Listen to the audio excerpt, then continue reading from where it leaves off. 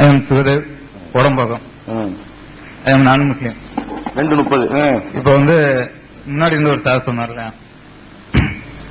முஸ்லீம்கள் கொஞ்சம் விட்டு கொடுக்கணும் அப்படின்னு. அது ஒரு Shankaracharya way of fraudulent plan. அது சங்கராச்சாரி பணியிலான ஒரு மோசடி திட்டம். அதுல முஸ்லீம்கள் எச்சரிக்கையா இருக்கணும். அடுத்தபடியா எனக்கு நல்ல இடத்துல சொன்னாரு. அப்புறம் அவருக்கு முதல்ல கை தட்டினார் சொன்ன உடனே. அதுல கொஞ்சம் எச்சரிக்கையா இருக்கணும் ஜனநாயக சக்திகளும். அடுத்தபடியா இந்த பெண்களுக்கு ஒரு பாதி அளவுல சொத்துரிமை இருக்கு இல்லையா, அது குரான் எழுதப்பட்ட காலத்துல அது வேண்டுமானா சரியா இருக்கலாம், ஒரு முற்போக்கான திட்டம். ஆனா காலம் மாறி வந்திருக்கு. இப்ப பெண்களுக்கும் அது போன்ற ஒரு சம உரிமை கொடுக்கும் போதுதான் தங்களால அந்த ஒடுக்குமுறைகளுக்கு எதிராக போராட முடியும். அது நீங்க சொல்றபடி அன்னைக்கு இருக்கிறத இப்போ ஃபாலோ பண்ணணும் போது அப்ப அந்த சமூக ஏற்றத்தாழ்வு இஸ்லாம் அங்கீகரிப்பது போல இருக்கு. ஏன்னா இப்போ எனக்கு தெரிஞ்ச ஒரு ஃப்ரெண்டோட குடும்பத்துல கூட அவங்க அப்பாவுக்கு அடுத்தபடியே அவங்க சிஸ்டர் தான் ஒர்க் பண்றாங்க, இஸ்லாம் முஸ்லீம். அப்ப பெண்கள் இன்னைக்கு உரிமைக்காக போராடலாம்ன்ற ஒரு நிலைமை வந்திருக்கு. இந்த நிலைமைக்கு ஏற்றபடி இஸ்லாம் தன்னை சீர்திருத்திக் கொள்ள வேண்டும். அந்த அடிப்படையில பழையதே ஃபாலோ பண்ணணும் அப்படின்னு நீங்க அதுல அடமண்டா இருந்தீங்கன்னா அது ஒரு அந்த கால பொருத்தம் இல்லாத ஒரு செயல் சட்டம் தான் நம்ம சொல்ல முடியும். அதாவது பெண்களுக்கு அவங்க பெண்களா இருக்கிறதுனால மட்டப்படுத்துறதுக்காக வேண்டிதான் இப்படி கொடுக்கணும்னு இஸ்லாம் சொல்லல. அதுக்கு ஒரு ரீசன் நான் சொல்லியிருக்கிறேன். என்ன ரீசன் சொல்லியிருக்கேன் கேட்டா, அந்த ரீசன் தவறுன்னு தான் நீங்க சொல்லணும். என்ன ரீசன்? ஒரு சொத்தை பெருக்குவதில் பெரும்பாலும் ஒவ்வொருத்தருக்கும் தனித்து சட்டம் போட முடியாது. பெரும்பாலும் ஆண் குழந்தைகளுடைய பங்கு தகப்பனோட கூட இருக்கும். ஃபர்ஸ்ட். இரண்டாவது அந்த பெற்றோர்களை கவனிக்கிற பொறுப்பு ஆண்கள் மீது சுமத்தப்பட்டிருக்கிறது. பெண்ணுக்கு அந்த சுமை இல்ல. ஒரு தகப்பன் ஒரு ஆம்பளை பிள்ளையும் ஒரு பொம்பளை பிள்ளையும் ஒருத்தன் பெத்தான்னு சொன்னா இந்த ஆம்பளை தான் அந்த தகப்பனை சம்பாதிக்க முடியாத காலத்துல சோறு போடுறான், கவனிக்கிறான். இந்த பொம்பளை இன்னொருத்தன் வீட்டுல போய் அவனுடைய தகப்பனுக்கு கவனிக்கிறா. யார் இந்த தகப்பனை செலவழிச்சு காப்பாத்துறது, தள்ளாத வயசுல யார் காப்பாத்துறாங்களோ அந்த நீதி தான். பெண்ணு என்பதற்காக நம்ம மட்டப்படுத்தல, அந்த நீதி. அதாவது ஆண் அதிகமா செலவு சுமை இருக்கிறவனுக்கு தாய் தகப்பனை கவனித்துக் கொள்றாங்கிறத நம்ம பாக்குறோம். அது மாதிரியான ஒரு ரீசன் இருக்கிறது.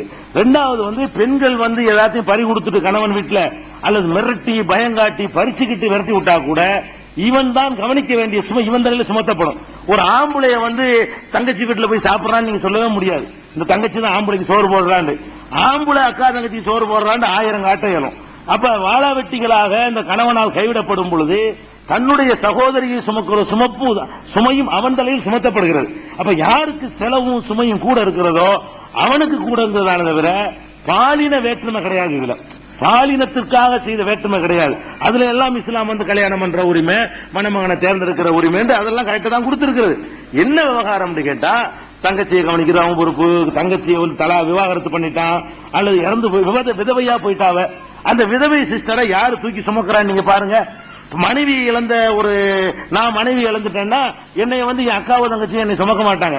நான் என் கையை ஒண்டிதான் கர்ணம் பாயணும். ஒரு பெண்ணு கணவனை இழந்துட்டான்னு சொன்னா அவளை தூக்கி சுமக்கிற பொறுப்பை பெரும்பாலும் சில பேர் கற்பான், பெரும்பாலான ஆண் சுமக்கிறான். அப்ப தங்கச்சி காப்பாத்துற பொறுப்பு, தாயை காப்பாத்துற பொறுப்பு, தகப்பனை காப்பாத்துற பொறுப்பு இதெல்லாம் இருக்கிறதுனால அவனுக்கு அதான் நியாயம்.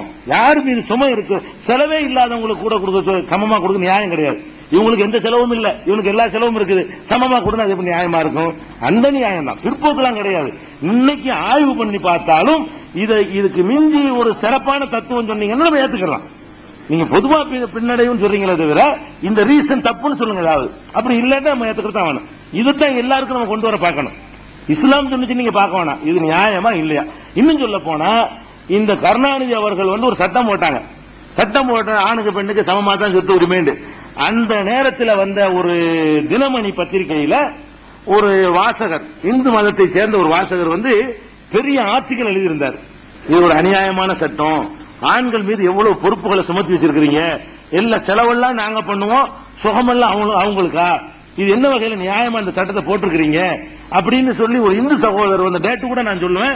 அந்த குற்றச்சாட்டுகளும் பதில்களும் நான் ஒரு புக்கு போட்டிருக்கிறேன். அதுல 3வது பாகத்துல அந்த தினமணியுடைய டேட்டும் போட்டிருக்கிறேன். அந்த தினமணி வாசகர் கடிதத்தை எடுத்து போட்டு இப்படி அந்த சகோதரர் கேட்டிருக்கிறார் சொல்லி யாவத்தில் நினைவுல யாவத்தில் இல்லையே தவிர அந்த கடிதம் எழுதினார் காரண காரியத்தோட. அதனால அவங்களே இதைத்தான் நியாயம்னு நினைக்கிறாங்க. நீங்களும் உங்க குடும்பத்து நிலையில அப்படி கற்பனை பண்ணி பாத்தீங்கன்னா இதான் கரெக்ட் நினைப்பீங்க. அதான் விஷயம்.